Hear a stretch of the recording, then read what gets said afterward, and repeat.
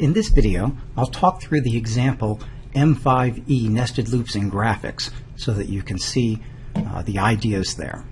First, let me run that project so you see what's up. So here it is here. And so when I click, I get rows of circles. Rows of circles. Looks like 1, 2, 3, 4, 5, 6, 7, 8, 9, 10, 11, about 12 rows by 4 columns. And then here I'm getting, I don't know, it's 12 or so columns by 2 rows. And now I'll get a triangle of circles. So this is an example of sort of like the printing that you've already done with asterisks, rectangles and triangles of asterisks, but now we're doing it in graphics with circles. That requires some additional techniques that this example will show. Now, here's M5E. It has 3 sets of circles all in that window you just saw. And here's the code for rectangle of circles. Again, it draws an M by N rectangle of circles, where this one is the position of the upper left circle, and also we're to use its radius. So this one tells us where to start, and we're drawing them all in that window. So the solution here is, first we make a copy of the circles X and Y, the circle centers, circle center X and Y, original X, original Y, and the radius of that circle. You'll see why we need the original X and original Y shortly. And we make a variable X and Y, which we're going to start at original X and Y. And during the loop, we're going to change X and we're going to change Y.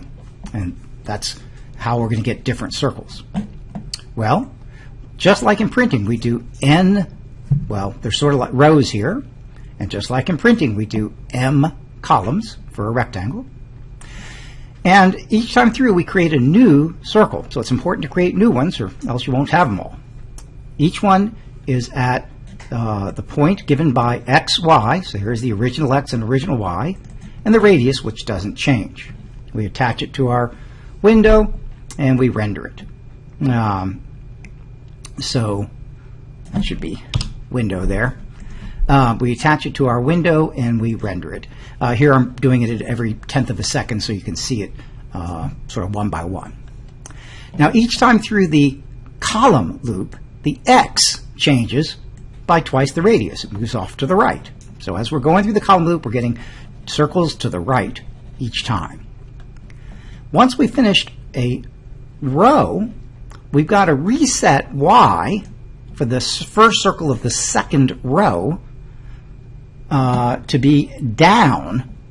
So it's got to go down. It's what it was plus twice the radius. It goes down for it below us. And the X has to go back to the original X. Let's watch that run and sort of see if I can say it while it's happening. Let's see what we got here. Okay, so when I go, you'll see there's a row, row, row, row, row, row, row, row, row. And you see that each time we finish a row, the X goes back to where it was. The Y just goes down one, but the X goes back to where it was. Watch it again. X is getting increased, then Y down one, but X for here goes back to where it was, and then within a row, X is increased. Triangles are just the same. We just, as in printing, do fewer columns per row. We do increasing number of columns per row. 1 column, then 2, then 3, etc. So that's the solution. Here's the triangles one. It's identical to the previous one, except we do a different number of columns there for each row. So anyhow, there's the example. You'll do problems just like it. In fact, you'll do these very same 2 problems in the beginning of M6.